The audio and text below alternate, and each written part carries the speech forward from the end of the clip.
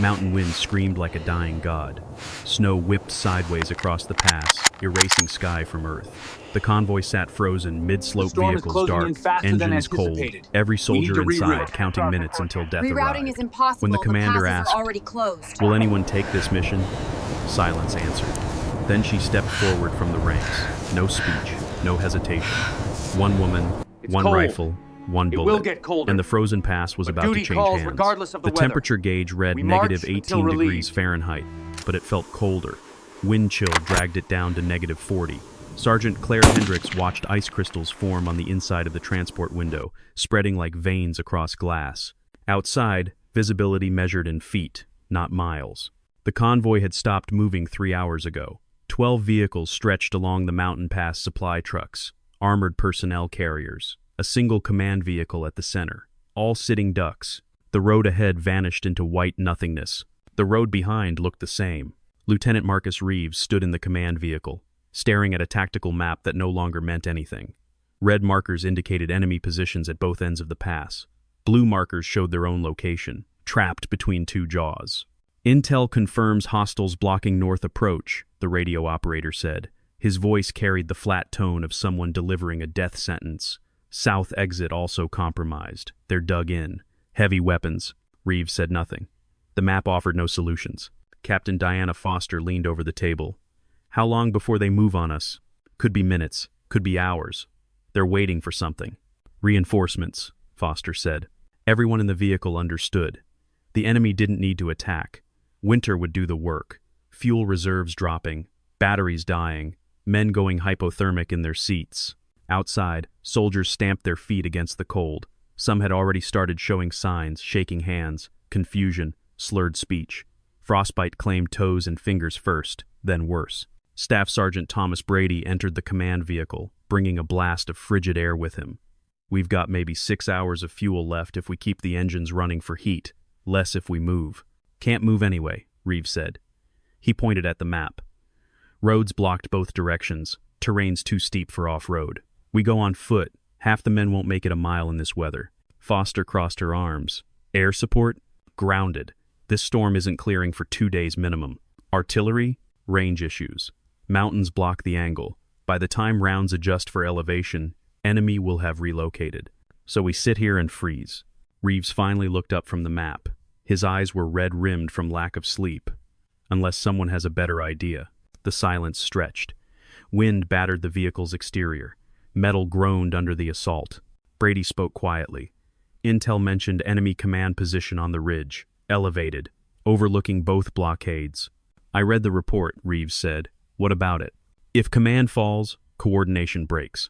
Their forces operate independently. They're not trained for autonomous action." Foster raised an eyebrow. "You're suggesting a strike on their command post? In this weather? With what assets?" Brady had no answer. Reeves returned his attention to the map. His finger traced the ridgeline where enemy command supposedly sat. Distance, approximately 2,000 yards. Elevation change, 800 feet. Wind speed, variable and deadly. "It's impossible," he said. The convoy's position grew more precarious by the hour. Radio chatter painted a grim picture. Fuel trucks were prioritizing the medical vehicle and command transport. Everything else ran on fumes and hope. In the back of the third transport, Private First Class Danny Morrison wrapped a blanket tighter around his shoulders. His breath came out in visible clouds. The heating system had failed 20 minutes ago. He could feel cold seeping through the floor, through the walls, through everything. "We're gonna die here," someone whispered in the dark. "Shut up," another voice snapped. But everyone thought it. The words just made it real. Morrison had heard stories about soldiers freezing to death in their positions during winter campaigns. Bodies found still gripping their weapons, eyes frozen open. He never imagined it happening to him. Back in the command vehicle, the debate continued. "We could send a team on foot," suggested Lieutenant James Carver, the youngest officer present. "Light and fast. Scale the terrain, hit the command post directly." Reeves didn't even look at him. Send men into a blizzard to climb an exposed ridge under enemy observation? How many do you think make it to the top? It's better than sitting here. It's suicide with extra steps. Foster intervened. What about a distraction? Draw their attention while a small unit moves? With what? Brady asked. We fire on their positions, They fire back with superior angles and fortification. We lose that exchange badly. The tactical problem had no solution. Every option led to casualties. Heavy casualties. The kind that ended careers and filled body bags. Reeves slammed his hand on the table. The map jumped. There has to be something we're missing. But there wasn't. The mountain had them. Weather had them. Enemy had them. A corporal entered with a fresh weather update. Storms intensifying. Temperature dropping another 5 degrees in the next hour. Foster closed her eyes briefly. When she opened them, her expression had hardened into something beyond fear. Acceptance, maybe? Or resignation? We need to consider casualty priorities, she said quietly. If we're going to lose people, we should choose how. Reeves understood. She meant controlled retreat. Abandon the vehicles. Take only what could be carried. Leave behind the wounded who couldn't walk. Make for the nearest friendly position on foot, knowing most wouldn't arrive. It was the worst kind of decision. The kind that haunted officers for the rest of their lives. Not yet, Reeves said. When? Then. He had no answer. The radio crackled. Command, this is Perimeter 3. We've got movement on the south approach. Multiple contacts. They're staging something. Everyone in the vehicle went still. Time until contact? Reeves asked. Unknown. Could be reconnaissance. Could be the start of an assault. Foster and Reeves exchanged looks. They'd run out of time. All units, Reeves said into the radio. Prepare defensive positions. Conserve ammunition. Do not engage unless fired upon. He released the transmit button and sat back. This is how it ends, Carver said. Reeves ignored him. But the lieutenant wasn't wrong. The commander's gaze drifted back to the map. To that ridge line. To the enemy command position that might as well have been on the moon for all their ability to reach it. I need volunteers, he said suddenly. The words surprised even himself. Sir? Brady asked. For the command strike. I need someone willing to try. Foster stepped closer. Marcus, we already discussed this. It's not feasible. I know. I'm asking anyway. He looked at the faces around him. Tired. Scared. Already mourning their own deaths. Anyone? He called out. No one moved. The command vehicle's door opened. Cold air rushed in, carrying snow that melted on the maps. Corporal Rachel Monroe stood in the entrance. She didn't salute. Her rifle hung across her chest, secured by a tactical sling. Her eyes scanned the officers without expression. I'll go, she said. The room went quiet. Reeves studied her. Monroe was slight, maybe 5'6", thin even in full cold weather gear. She'd been attached to the convoy as part of a reconnaissance element. Sniper qualified, according to her file. But standing there in the doorway, she looked like someone who'd gotten lost on the way to a different unit. You understand what I'm asking? Reeves said. Yes, sir. 2,000 yards, elevation, weather, solo operation. I understand. Foster stepped forward. Corporal, this isn't bravery we're looking for. This is a technical problem. The math doesn't work. Monroe's expression didn't change. The math never works in conditions like this. But bullets don't care about math. They care about physics and timing. Brady raised an eyebrow. You've made shots like this before? A pause. Brief, but noticeable. Similar, Monroe said. Similar isn't the same. Nothing's ever the same. Reeves moved closer. He needed to see her eyes, see if there was fear there, or desperation, or the hollow look of someone seeking death. He saw none of those things. Her eyes were clear, calculating. She'd already moved past the question of whether and was working on how. What do you need? He asked. Elevation, time, and no one following me. That's it? That's everything, Foster interjected. Even if you reach firing position, the targeting solution is nearly impossible. Wind alone will. I'll manage the wind. You can't see wind. You can see what wind does. Monroe unsung her rifle. It was a bolt-action precision weapon, modified for extreme cold. The scope had been carefully wrapped to prevent lens fogging. Every surface showed signs of maintenance, cleaned, oiled, checked obsessively. How much time? Reeves asked. Monroe glanced at her watch, then at the map. Her finger traced the ridgeline. 30 minutes to position, 5 minutes to set up, 2 minutes to solve the shot. That's optimistic. That's required. Brady spoke up. And if you miss? Monroe finally showed something approaching emotion. Her jaw tightened slightly. I won't miss. But if you do, then you're in the same position you're in now. Except you'll have tried something. The logic was sound, if brutal. They had nothing to lose because they'd already lost everything. One person attempting the impossible couldn't make the situation worse. Reeves made his decision. Monroe turned to leave. "Corporal," Foster called. "What makes you think you can do this?" Monroe paused in the doorway. Snow swirled around her silhouette. "Because I've already failed it once," she said. "I know where the mistakes are." Then she stepped into the blizzard and disappeared. Rachel Monroe moved through the storm like a ghost, each step calculated, each breath measured. The slope rose ahead of her, vanishing into white chaos. She'd memorized the topographic map before leaving contour lines, elevation markers, rock formations. Now those mental images guided her through blindness. 2,000 yards to target.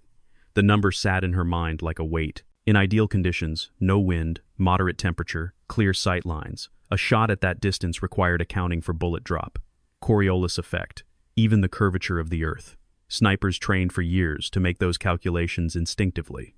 These weren't ideal conditions. Wind speed, gusting between 30 and 45 miles per hour. Direction, inconsistent, swirling in the mountain's natural wind channels. Temperature, -18, and dropping. Air density, significantly altered by extreme cold, affecting drag coefficient. Monroe climbed higher. Her legs burned.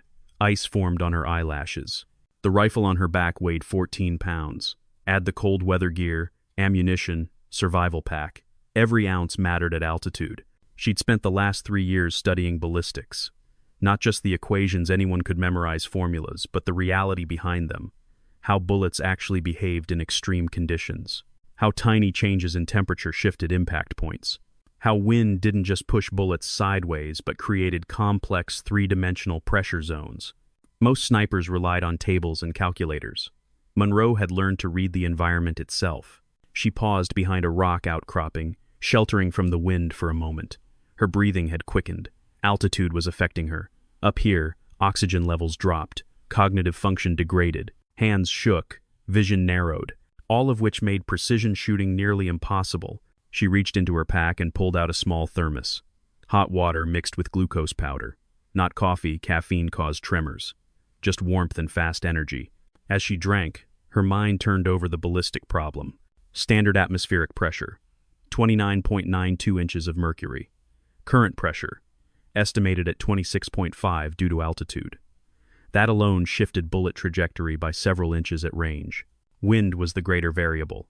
A 30-mile-per-hour crosswind at the shooter's position meant nothing if the wind at the target was different, or if the wind in the middle 1,000 yards created a different pattern. Bullets traveled at approximately 2,800 feet per second from her rifle. At 2,000 yards, flight time approached 2 seconds. 2 seconds for wind to push the projectile off course. 2 seconds for temperature to affect expansion and contraction of the round. 2 seconds for gravity to arc the path downward. Monroe closed her eyes and ran simulations in her head. She'd done this before. Afghanistan. 4 years ago. Different mountain, same problem. She'd been part of a team pinned down by enemy fire. Command post on a distant ridge, just like now. She'd taken the shot, calculated everything perfectly, and watched the bullet sail 6 inches wide. The target had survived. Her team hadn't. Monroe opened her eyes. The memory crystallized into focus. She'd made one mistake that day. Just one. She'd calculated wind at her position but failed to account for a natural wind channel 200 yards downrange, a gap between peaks that funneled air at twice the speed. The bullet had entered that channel and been pushed off course. She wouldn't make that mistake again. Monroe resumed climbing. The summit grew closer. Somewhere ahead, through the storm, her firing position waited. Behind her, the convoy sat vulnerable. Men were counting on her. They didn't know her name, didn't know her history. They just knew someone had volunteered. That would have to be enough. The ridge face steepened. Monroe's hands found holds on frozen rock. Ice made every grip treacherous. Below, the convoy had disappeared into white obscurity. Above, the peak remained invisible. She existed in a vertical tunnel of gray and white, with gravity trying to pull her back down. Her watch read 14 minutes since departure. She was behind schedule. Monroe pushed harder. Her lungs burned in the thin, freezing air. Each breath felt like inhaling glass shards. The rifle case on her back shifted slightly. She adjusted the straps without looking. Every movement had to be automatic now. Conscious thought slowed things down. A memory surfaced unbidden. Her instructor's voice during sniper school. Elite shooting isn't about the shot. It's about everything before the shot. The patience, the discipline, the ability to suffer in silence. Monroe had excelled at suffering in silence. She'd grown up in Montana, hunting elk with her father, waiting motionless in freezing tree stands for hours, learning to read weather patterns, animal behavior, the subtle language of wilderness. When she joined the military, those skills translated directly. While other recruits struggled with fieldcraft, Monroe moved through terrain like someone returning home. But shooting at animals was different from shooting at people. The first time she'd looked through a scope at a human target, her hands had shaken, not from fear, from the weight of it, the knowledge that her action would end someone's existence. Her instructor had noticed. "You thinking too much, Monroe?" "No, Sergeant." "Good. Because the moment you start thinking about the philosophy, you're useless. You're a tool, a precise instrument. The thinking happens before you get the order. Once you're in position, you're just physics." She'd learned to compartmentalize, to separate the act from the consequence.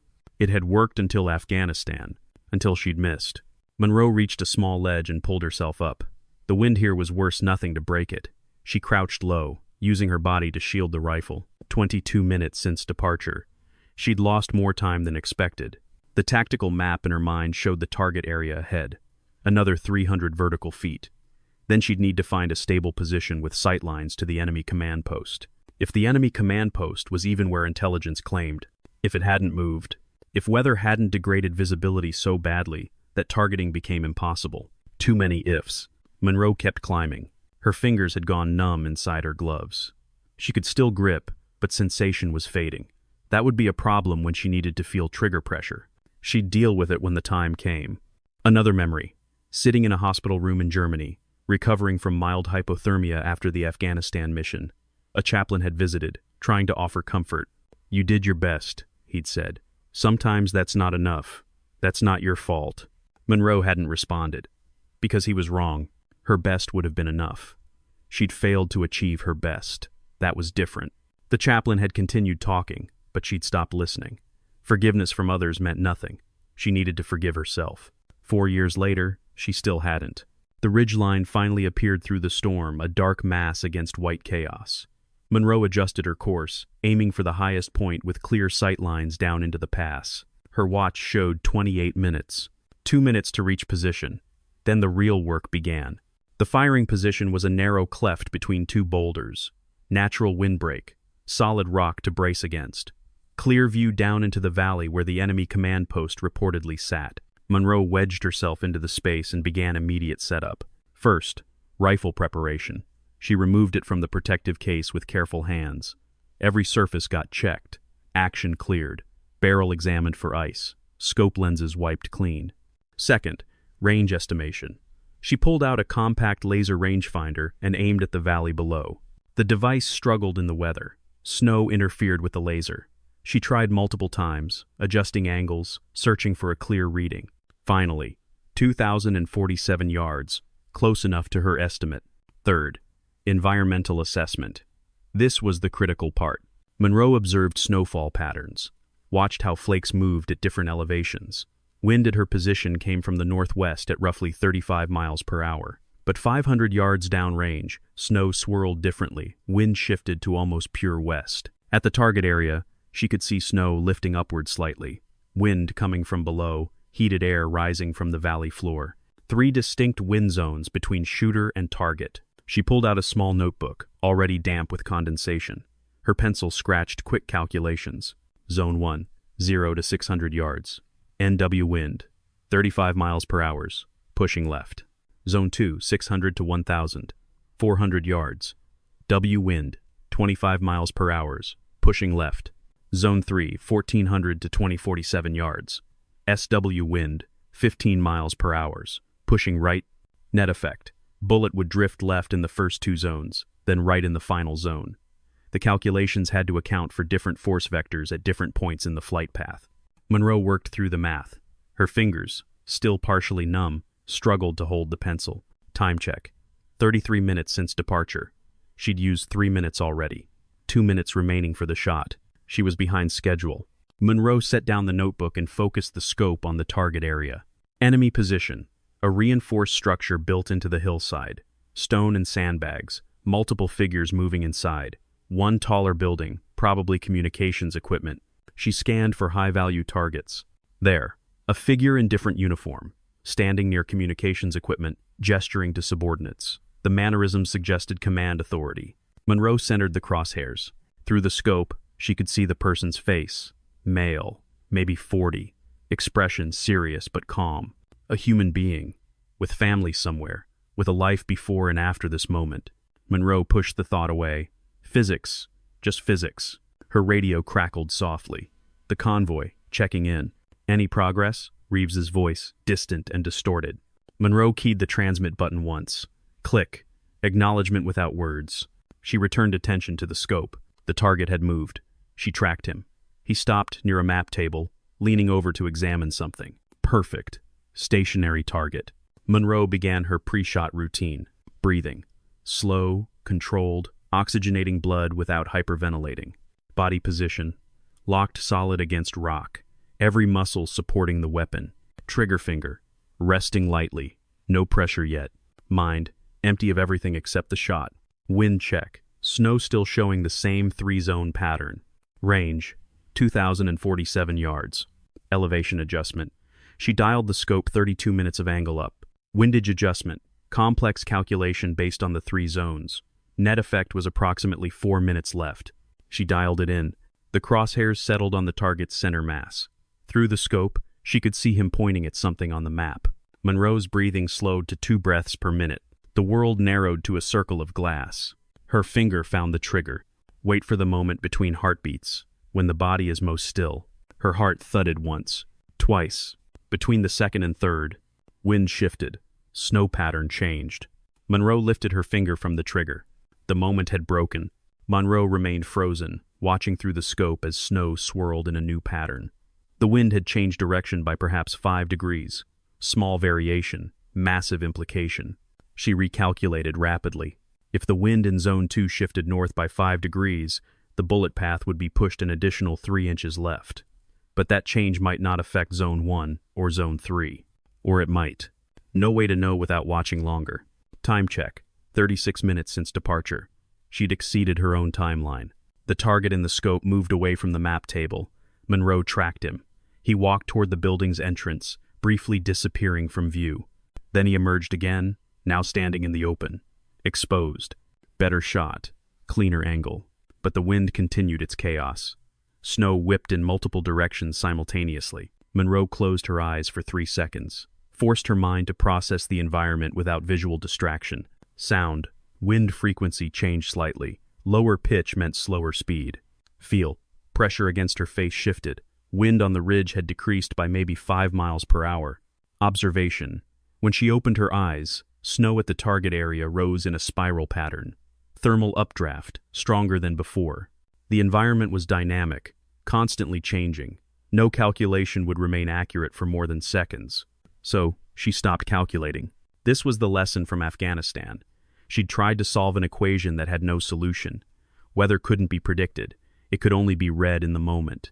Monroe settled the crosshairs on the target again, ignored all her previous windage settings. Instead, she watched snow between herself and the target, felt wind against her skin, let her instincts honed through thousands of shots guide the final adjustment. She dialed the scope left, then a fraction right, then left again. It felt correct, not through calculation, through something deeper. Her breathing slowed again. The target stood still, talking to someone outside of view. Monroe's finger returned to the trigger. Between heartbeats, the trigger broke clean. The rifle fired. Recoil pushed back against her shoulder. The sound of the shot was swallowed instantly by wind and distance. Through the scope, she watched the bullet's flight. 2 seconds felt like hours.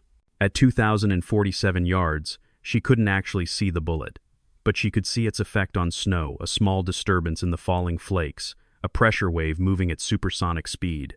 The projectile crossed Zone 1. Wind pushed it left. Zone 2. Still left. Zone 3. Wind from a different angle. The bullet curved right. Monroe held her breath. The target in the scope jerked backward suddenly. His torso snapped as if struck by an invisible hammer. He fell. Others rushed to him immediately. Chaos erupted in the command post. People running, weapons raised, searching for the threat they couldn't see. Monroe didn't move. She kept the scope trained on the position, confirming. The target didn't get up. Center mass hit. Clean. She'd made the shot. Monroe keyed her radio. Command, Monroe. Target down. Static. Then Reeves's voice, tight with controlled urgency. Confirm? Confirmed. Enemy command neutralized. A pause. She heard multiple voices in the background. Then Reeves again. Outstanding. Extract immediately. Monroe didn't respond. She continued watching through the scope. The enemy position had descended into confusion. Soldiers crowded around the fallen commander. No one seemed to be giving orders. The command structure had decapitated. At the northern blockade, visible as small dark shapes in the distance, enemy forces began moving, not advancing, reorganizing, attempting to compensate for lost leadership. At the southern blockade, the same pattern, movement without coordination. Monroe watched the breakdown happen in real time. Without command authority, the blocking forces operated on standing orders. Hold position, prevent convoy movement. But those orders assumed command would direct further action. Now there was no command. She observed one group of enemy soldiers arguing. Gestures suggested disagreement about what to do next. Another group appeared to be preparing to withdraw entirely. The unified threat was fracturing into individual units, each uncertain of their role. Monroe shifted her scope to the convoy below. Vehicles beginning to move. Slowly at first, testing whether they'd draw fire. Nothing happened. The northern blockade didn't engage. The southern blockade didn't engage. The first convoy vehicle rolled forward 50 yards, then 100. Still no response. Captain Foster's voice came over the convoy-wide frequency.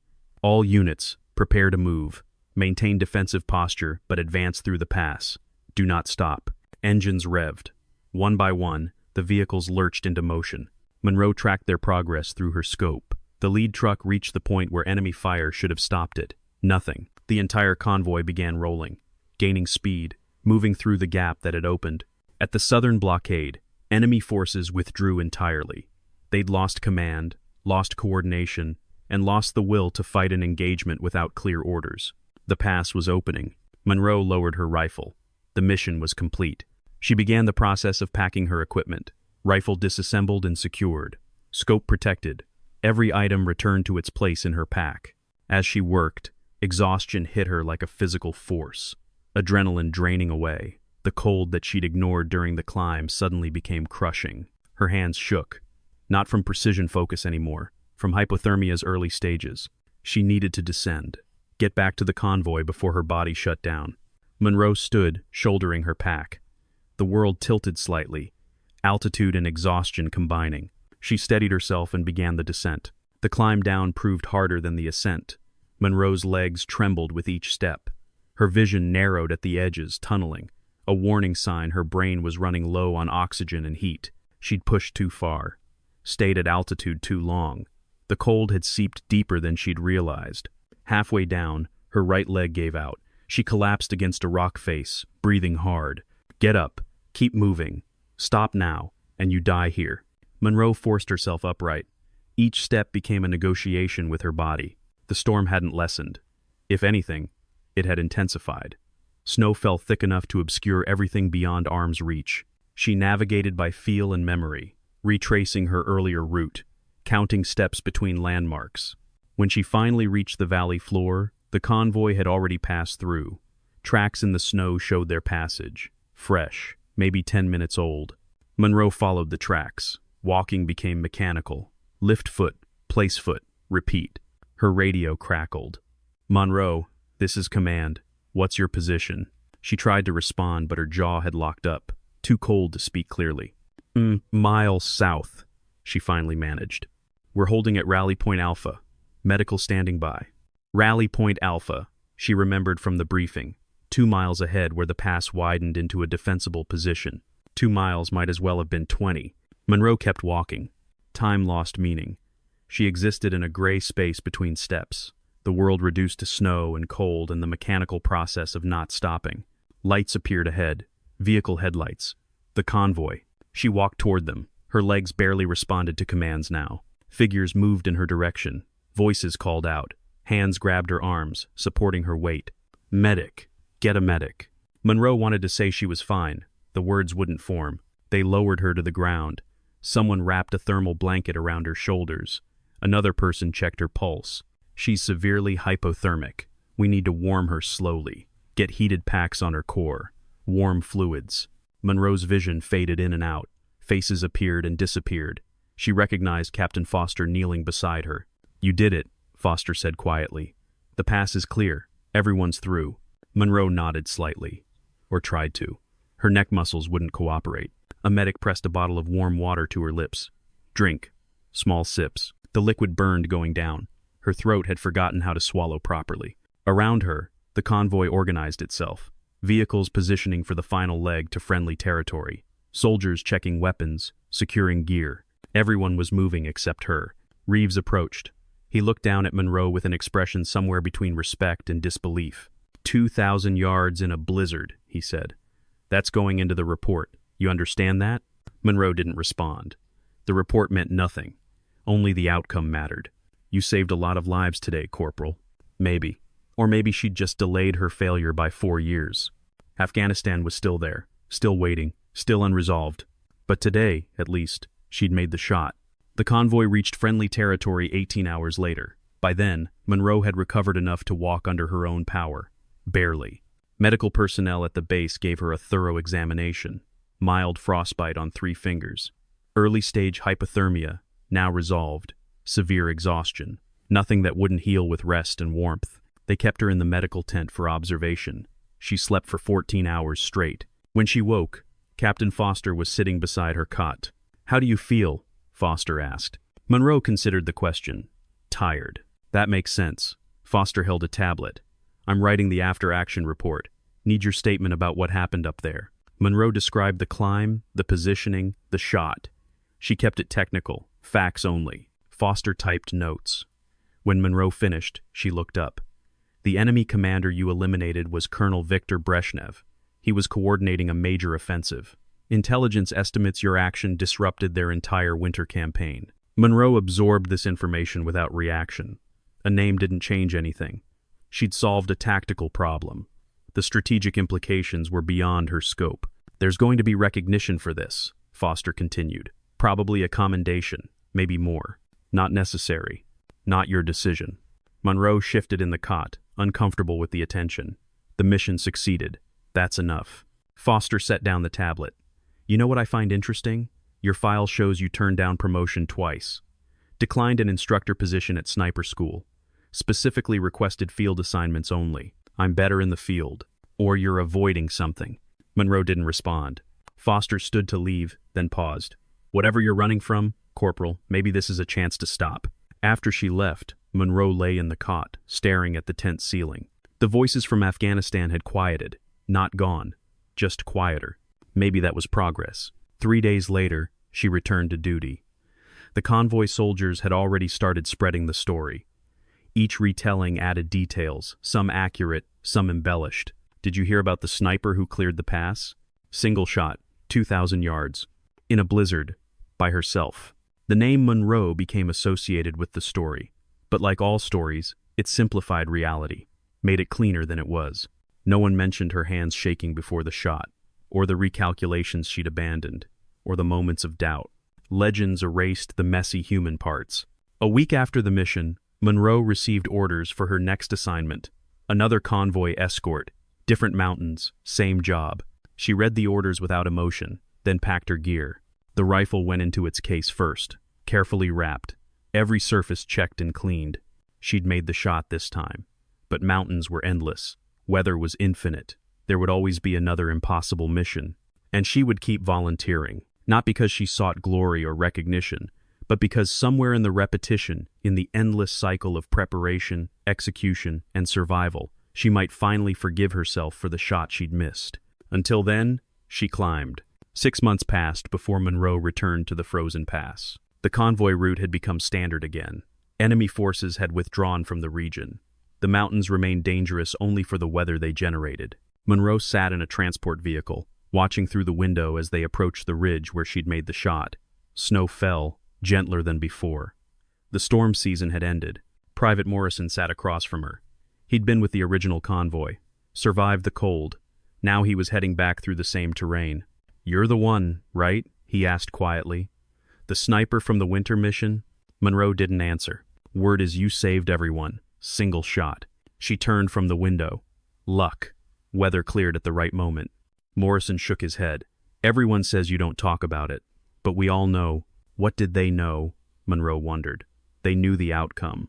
They didn't know the cost of getting there, the years of training, the failure that preceded success, the weight of every decision. They knew the legend, not the person. The transport passed through the section of road where they'd been trapped. Monroe could see the exact spot where command vehicle had sat, where Reeves had asked for volunteers.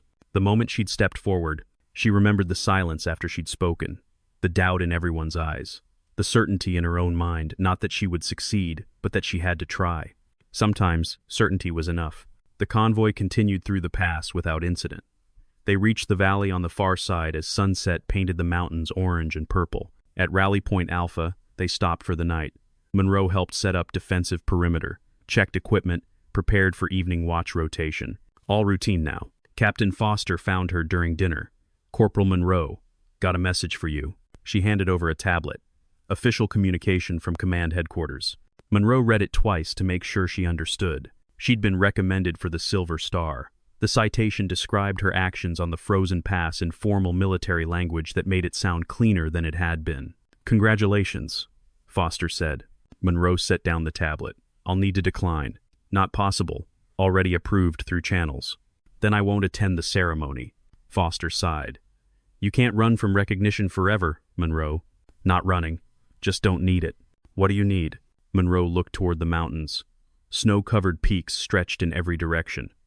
Each one held a pass, a valley, a place where soldiers might need help. Another mission, she said quietly. That's all.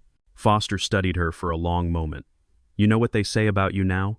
They say you're the best shot in the division, maybe in the entire theater. They're wrong. Then what are you? Monroe considered the question. What was she? Not a hero, not a legend, just someone trying to balance an equation that might never resolve. I'm a soldier who made a shot, she finally said. Once. Once was enough. Maybe. Or maybe it was just the first payment on a debt that would take a lifetime to settle. The evening watch began. Monroe took her position on the perimeter with her rifle across her knees. Around her, the convoy settled into the rhythm of night operations. Quiet conversations, equipment checks, the soft crunch of boots on snow. Above, stars emerged through breaks in the cloud cover. The temperature dropped steadily. Monroe didn't feel the cold. Her mind was already on the next mission. The next impossible situation that would require precision, patience, and the willingness to step forward when others stayed silent. She would volunteer again, and again, until the weight finally balanced. In the darkness, she cleaned her rifle, each motion automatic, each component checked and rechecked. The weapon was ready. The mountains waited. And somewhere ahead, through valleys and passes yet unnamed, another soldier would need what she could provide. One shot at a time. That was enough.